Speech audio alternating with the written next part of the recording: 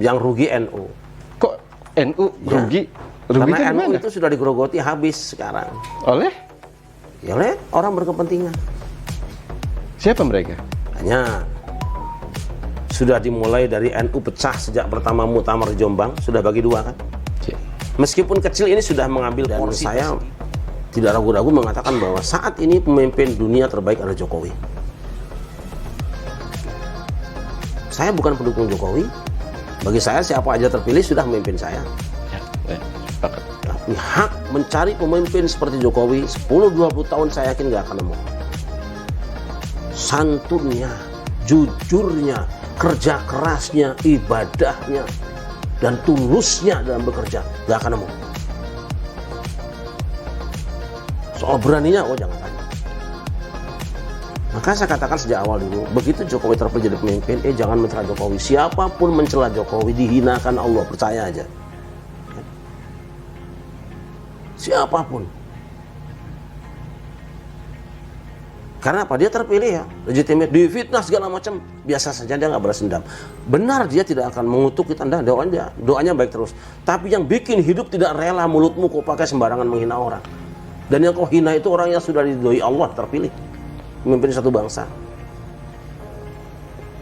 Sampaikan ke teman kita, sadar, tobat, biarkan beliau bekerja.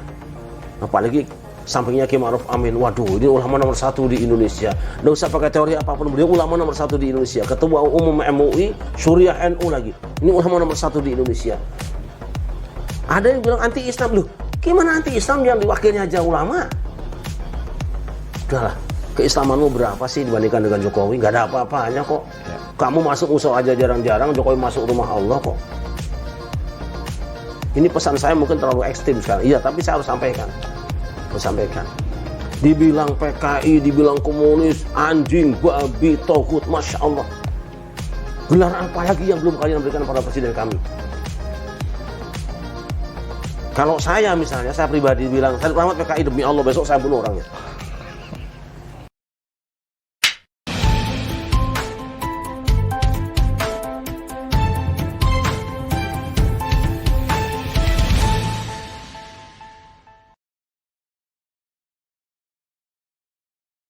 Assalamualaikum warahmatullahi wabarakatuh. Waalaikumsalam. Apa kabar sahabat semuanya? Insya Allah kita selalu sehat ya. Mudah-mudahan kita semua selalu dalam lindungan Allah dalam menjalankan roda kehidupan ini. Sahabat, hari ini Abah bersama dengan tim bersilaturahmi ke seseorang kiai. Kiai ini suka nongol di TV.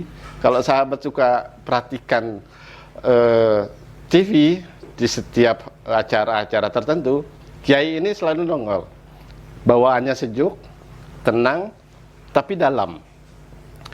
Kiai ini dikenal dengan julukan Kiai Blangkon. Kiai yang dengan syarat keilmuannya. Siapa sih dia? Dia Kiai Haji Syarif Rahmat. Kita sapa dia. Tapi sebelum kita berdialog, Abah minta tolong like, share, komen, dan subscribe channel Corong Nusa. Kita ke Kiai. Assalamualaikum Kiai. Assalamualaikum warahmatullahi wabarakatuh. Sehat Kiai? Sehat, alhamdulillah. Kayaknya sibuk sekali nih acara ini. Nah, biasa saja, sama saja. Pondok pesantren bagaimana Kiai perkembangan? Alhamdulillah. Kiai, yang setelah kita berkomunikasi dengan rakyat banyak, dengan masyarakat, kehidupan bangsa ini nampaknya sekarang sudah mulai bergeser dari nilai-nilai budi luhurnya. Pandangan Kiai seperti apa? Ya, biasa saja. Karena manusia memang selalu ingin berubah. Tabiat dunia ini kan, ada kata orang dulu, dunia ini terus berubah. Dan tidak ada yang tetap kecuali perubahan itu sendiri. Ya. Namun barangkali untuk melihat kondisi bangsa ini, anak-anak bangsa ini, perubahan itu terjadi biasanya karena adanya orang yang tidak mampu berhadapan dengan hubungan dengan kelompok lain.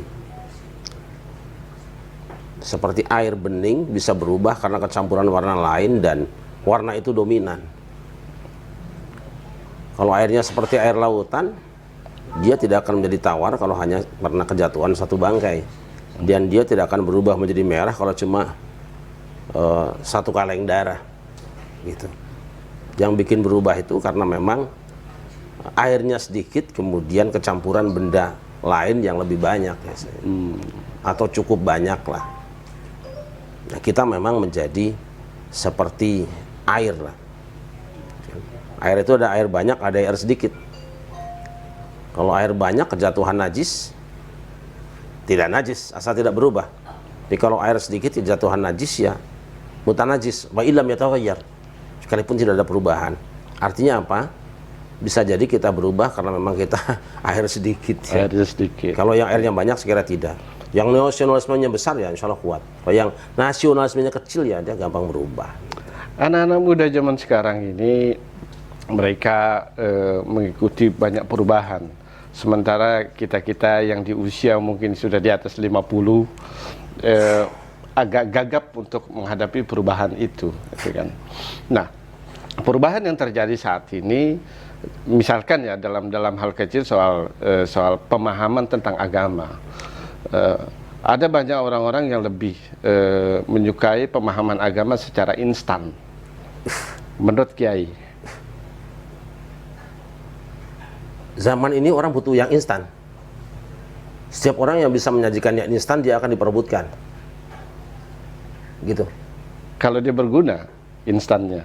Iya, tetapi memang di balik yang instan biasanya ada risiko. Seperti Masalahnya memang kita tidak pernah berpikir resikonya.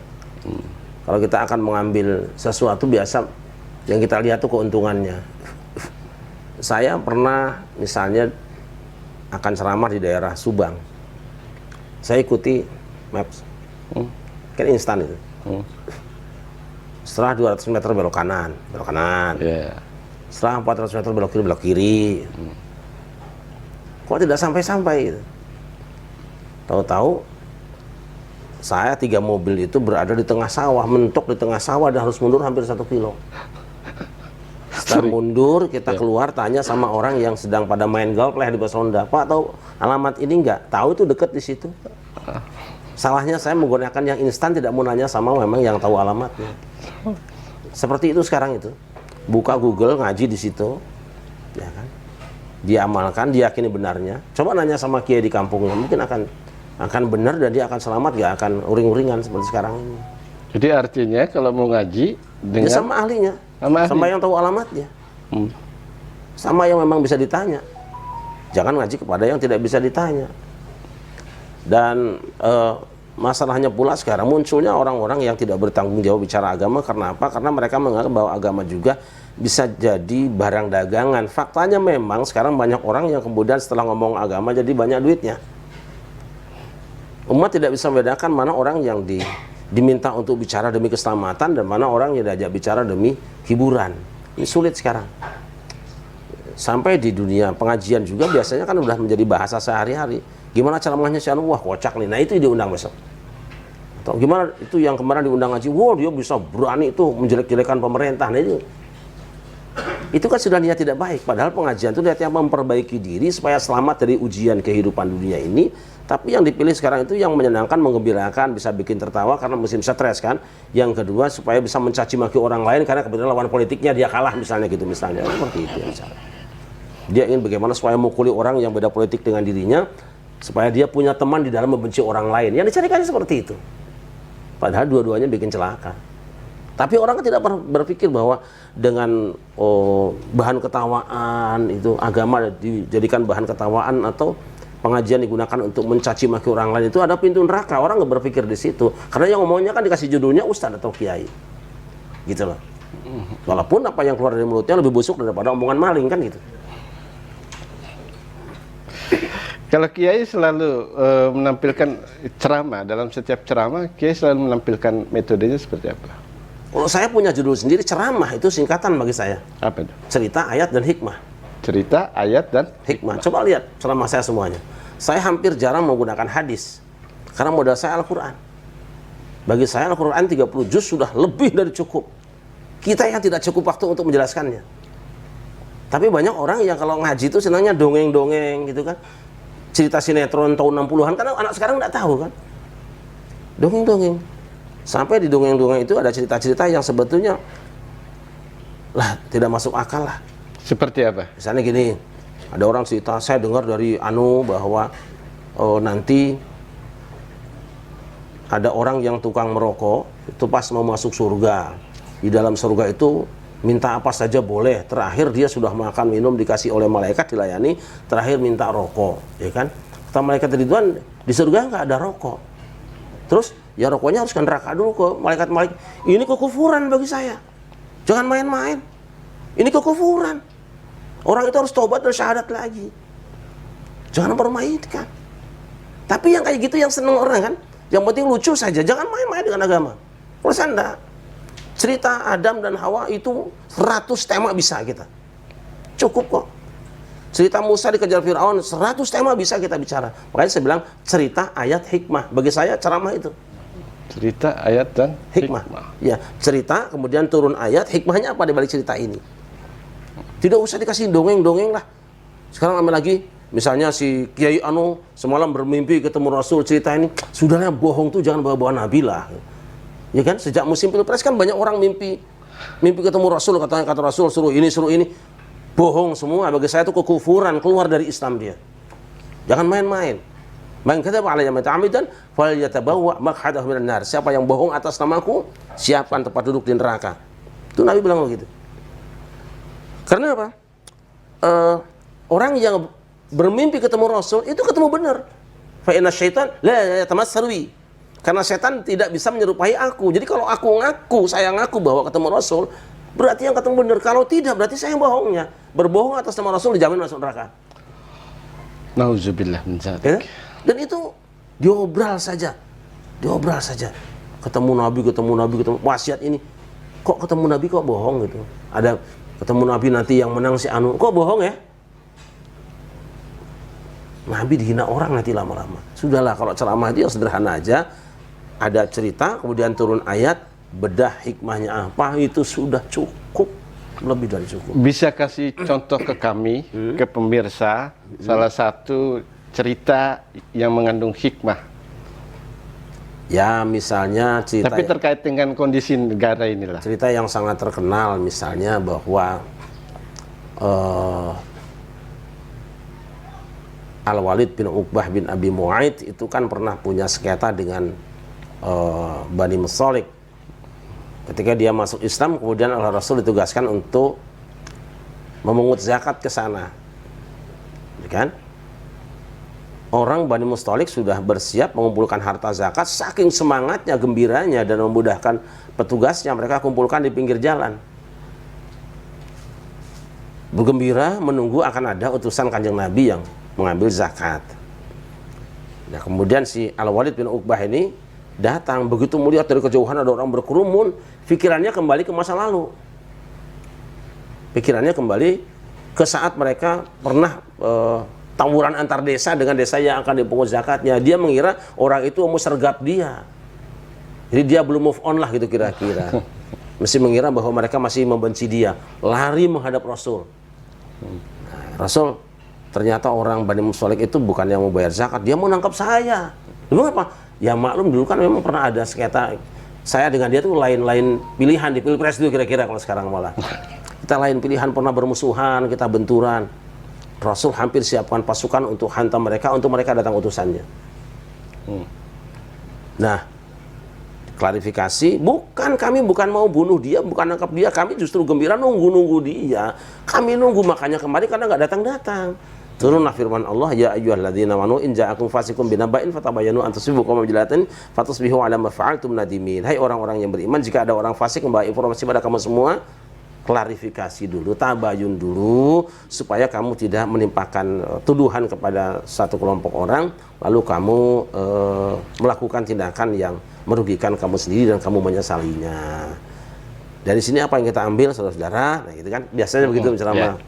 Hati-hati di dalam menerima berita, hati-hati menerima postingan, hati-hati menerima WhatsApp, karena tidak semua postingan itu jujur yang bicaranya, terutama kalau menyangkut seseorang dikirimkan beritanya oleh lawan politiknya, itu nggak ada yang benar. Kan seperti itu aja cukup. Berarti harus klarifikasi. Iya, itu inti dari ceramah tadi, cerita ayat dan hikmah tadi adalah jangan suka percayaan dengan itu. Makanya kalau kita baca postingan, kalau misalnya mohon maaf lah, yang kirim tuh pendukung Prabowo, yang anti Jokowi, pasti isinya nyerang Jokowi.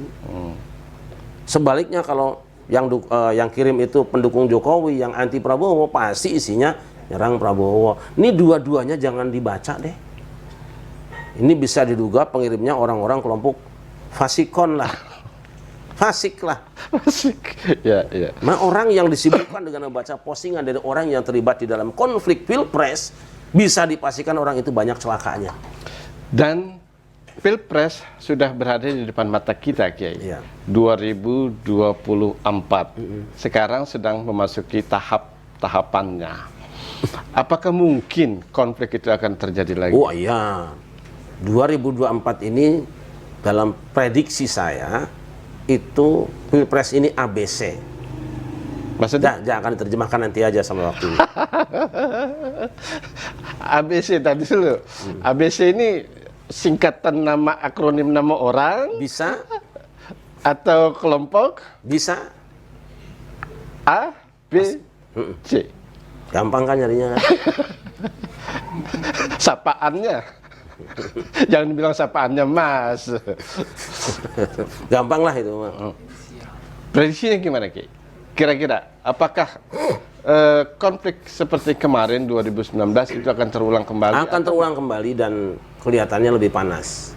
Sampai gitu. Nah, hanya memang karena ada ormas besar di Indonesia sudah dipecah belah dengan aneka macam kelompok kecil, mungkin yang paling kena dampak di sini rugi itu NU. Terkena dampak. Yang rugi NU. Kok NU rugi? Karena NU itu sudah digerogoti habis sekarang. Oleh? Ya oleh orang berkepentingan. Siapa mereka? Hanya sudah dimulai dari NU pecah sejak pertama Muktamar di Jombang, sudah bagi dua kan? Meskipun kecil ini sudah mengambil porsi tersendiri. Gitu? Kemudian dibikin lagi ada gerakan, nanti akan dipisahkan. Mana NU struktural, kultural, mana yang ngurus tarekat, mana yang ngurus pergerakan, itu akan dibagi-bagi nanti. Nanti akan ada lagi nanti yang ngurus masjid juga ada di situ. Dan ini membuat NU kehilangan kemampuan untuk menyatukan suara. Dan suara itu akan dibeli oleh kelompok lain. Ini sangat berbahaya sekali sebetulnya. Ya, kita tentu berharap bahwa mereka arif, sadar, jangan kepedean kalau diangkat jadi pengurus, jadi apapun juga. Karena yang penting adalah melanjutkan fikrah dan perjuangan para ulama. Tapi nampaknya berat sekarang. Mulai dari pemilihan pengurus DPW itu sudah ada main politiknya sekarang. Oke. Tapi Gus Yahya bilang bahwa masuknya berbagai kekuatan ke dalam PBNU ini memang untuk mencitrakan bahwa NU tidak terafiliasi dengan satu partai politik. Iya, tetapi oleh sebahagian warga NU itu juga dianggap sebagai satu masalah. Kenapa? Karena NU pernah melahirkan partai politik setelah kecewa oleh adanya politik bersama. Dulu umat Islam kan bersatu di P3, ya kan? Disatukan. Tetapi karena NU terus saja dizolimi lah bahasa sekarang mah, dikucilkan, maka NU merasa untuk membuat partai sendiri, lalu buat PKB. Dan hasilnya kan cukup bagus, bisa menaikkan Gus Dur, termasuk sekarang juga bisa menaikkan Kiai Ma'ruf Amin. Bagaimanapun juga itu adalah buah dari dibentuknya PKB. Tapi saya tidak ingin bicara terbatas NU lah, yang pasti kekuatan umat Islam yang yang ekstrim saya kira ini akan meningkat ya, karena mereka sudah ada bargaining dengan kelompok lain yang juga. Kelompok ekstrim itu yang kayak gimana?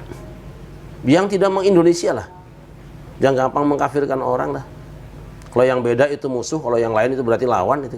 kelompok yang disebut kelompok takfiri, HTI misalnya? Tidak juga, saya kira HTI udah bubar. Secara organisasi? Ya saya yang mengatakannya kan. Iya. HTI sudah bubar. Oke, orang-orang seperti HTI gitu, artinya mereka yang dianggap dalam cap kelompok-kelompok takfiri. HTI itu kan bendera. Ya. Bendera bisa dibakar lah. Gitu. HTI itu kan cuma baju. Baju bisa beli yang baru. Nah, kelompok ekstremisnya ini mereka yang suka mengkafir-kafirkan orang, berarti mereka yang selama ini dikenal kelompok radikal. Pilpres 2019 sudah selesai. Dan para capres sudah bersatu. Betul. Sudah gabung. Dan seharusnya itu sudah selesai semua. Seharusnya. Seharusnya. Tetapi nyatanya kan ada yang belum selesai. Masih saja terus mengeluarkan kebencian. Berarti kan memang bukan pendukung dia. Dia punya target sendiri. Saya tidak mengatakan pendukung siapapun, Prabowo maupun Jokowi sama saja. Ada orang yang belum merasa selesai bahwa seakan-akan suasana hajatan 2019 masih ada. Dan itu dilestarikan karena apa? Karena ingin memastikan bahwa 2024 suara ini tidak hilang, yang kemarin dikumpulkan tidak hilang. Sebab kalau mereka berhenti ngomong, nanti harus menginstal ulang suara baru, itu tidak gampang. Itu. Oke, kalau di 2024, Kiai memprediksi ada 3 orang, atau 3 pasang, atau 2 pasang. Saya tidak mengatakannya, tapi ada kekuatan ABC. Kekuatan ABC. Nanti saja begitu masuk itu ngobrol lagi, kita di sini saya akan tunjuk. Sekarang terlalu jauh, takut menghambat orang yang sedang punya cita-cita juga kan. Jadi sahabat, kita punya PR dari Kiai Rahmat. Nanti kita balik lagi. Insya Allah. Kiai, apa nasihat Kiai untuk anak bangsa ini? Karena sekarang kita semakin modern, semakin dipermudah oleh teknologi, tapi nampaknya menurut kita masih banyak yang keluar dari peradaban budaya Indonesia. Kalaulah anak-anak bangsa ini bisa menjaga budaya dan kearifan lokal yang ada, mereka besar. Beberapa negara begitu hormat dengan Indonesia karena kita punya budaya, punya kearifan lokal yang bisa mempersatukan keragaman. Dalam keragaman, bayangkan saja dalam jumlah pulau itu berapa ribu, 17.000 pulau, sukunya berapa ribu suku, bahasa, kemudian bahkan agama ya. Ini kan semuanya benih-benih permusuhan sebetulnya. Orang biasanya kalau beda suku bermusuhan, orang beda bahasa bermusuhan, orang beda ormas bermusuhan, orang beda agama bermusuhan. Tapi itu di Indonesia tidak terjadi karena kita punya kendaraan yang kita sepakati dan kita punya titik berkumpul yang kita sepakati, yaitu Pancasila. Selagi itu masih ada, insya Allah kita bersatu. Kemudian ya, tapi karena banyak orang-orang yang tergoda dengan konsep-konsep negara lain, konsep-konsep di tempat mereka belajar di luar, kemudian dibawa pulang, mereka ingin benturkan ini dengan budaya atau dengan komitmen kita bersama, MOU kita bersama dengan saudara-saudara kita. Akibatnya terjadi benturan. Ya, saya berharap anak-anak bangsa ini segera sadar, karena kalau pribumi berpecah belah, maka bangsa-bangsa lain yang akan menikmati itu berkesempatan masuk. Gitu maksud saya. Ya. Nah, oke. Ini pertanyaan terakhir. Kira-kira prediksi kita kembali ke 2024, karena saya penasaran nih. Pemimpin di 2024, prediksi Kiai dia seperti apa? Setiap pemimpin dihasilkan oleh suasana saat dipilihnya. Itu aja. Suasana masyarakat yang memilihnya seperti apa, maka yang akan lahir adalah pemimpin dihasilkan dari gesekan tadi itu. sedikit manusia yang mungkin bisa melawan situasinya. Saya ingin mengatakan bahwa Pak Jokowi adalah manusia yang paling berhasil ini. Kita tidak akan menemukan, barangkali bukan peramal ya, kita tidak akan menemukan seorang pemimpin yang seperti Jokowi mungkin 10-20 tahun ke depan. Sulit. Sulit. Dan saya tidak ragu-ragu mengatakan bahwa saat ini pemimpin dunia terbaik adalah Jokowi. Saya bukan pendukung Jokowi. Bagi saya siapa aja terpilih sudah memimpin saya. Ya, sepakat. Tapi hak mencari pemimpin seperti Jokowi 10-20 tahun saya yakin nggak akan nemu. Santunnya, jujurnya, kerja kerasnya, ibadahnya, dan tulusnya dalam bekerja nggak akan nemu. Soal beraninya, oh jangan tanya. Maka saya katakan sejak awal dulu, begitu Jokowi terpilih jadi pemimpin, jangan mencela Jokowi. Siapapun mencela Jokowi dihinakan Allah, percaya aja. Siapapun. Karena apa? Dia terpilih ya, legitimate, difitnah segala macam, biasa saja, dia nggak balas dendam. Benar dia tidak akan mengutuk kita, doanya baik terus. Tapi yang bikin hidup tidak rela mulutmu kau pakai sembarangan menghina orang. Dan yang kau hina itu orang yang sudah diridhoi Allah, terpilih memimpin satu bangsa. Sampaikan ke teman kita, sadar, tobat, biarkan beliau bekerja. Apalagi sampingnya Ki Ma'ruf Amin, waduh ini ulama nomor 1 di Indonesia. Nggak usah pakai teori apapun, beliau ulama nomor 1 di Indonesia. Ketua Umum MUI, Syuriah NU lagi. Ini ulama nomor 1 di Indonesia. Ada yang bilang anti Islam, loh gimana anti Islam yang diwakilnya aja ulama? Udahlah, keislamanmu berapa sih dibandingkan dengan Jokowi? Gak ada apa-apanya kok. Ya. Kamu masuk musuh aja jarang-jarang, Jokowi masuk rumah Allah kok. Ini pesan saya mungkin terlalu ekstrim sekarang. Iya, tapi saya harus sampaikan. Harus sampaikan. Dibilang PKI, dibilang komunis, anjing, babi, togut, Masya Allah. Gelar apa lagi yang belum kalian berikan pada presiden kami? Kalau saya misalnya, saya pribadi bilang, Syarif Rahmat PKI, demi Allah besok saya bunuh orangnya. Bener. Bilang saja, Syarif Rahmat Dajjal, saya samperin besok. Atau paling nggak saya suruh santri saya samperin dia. Kalau belum minta maaf di sini nggak saya maafkan. Tapi Jokowi nggak ada urusan itu. Kenapa? Dia konsentrasi ngurusin rakyatnya. Ya. Tapi bayangkan mulut kita yang menjelek-jelekan dia, mengganggu dia, menyerang dia tiap hari. Kalau salah mengganggu pekerjaannya, maka kita sebenarnya sedang merugikan seluruh bangsa Indonesia. Difitnah itu dan ini, fitnahnya tidak ada kok. Tidak ada. Ya kan? Tidak ada. Nah, jadi ayolah kita bareng-bareng. Yang sudah ya sudah. Ya. Yang besok ambil pelajaran, jangan sampai kita ini jadi bermusuhan gara-gara memilih orang. Lawangnya kita pilih kan yang terbaik semua. Ya. Ya kan? Jelas. Siapa yang terpilih itu hasil kerja bareng. Bukan wah kamu menang saya kalah, bukan. Kamu menang saya kalah, bukan. Ini hasil kerja bareng kita, hasilnya ini. Kan gitu. Betul. Saya agak mau panjang saya Kiai.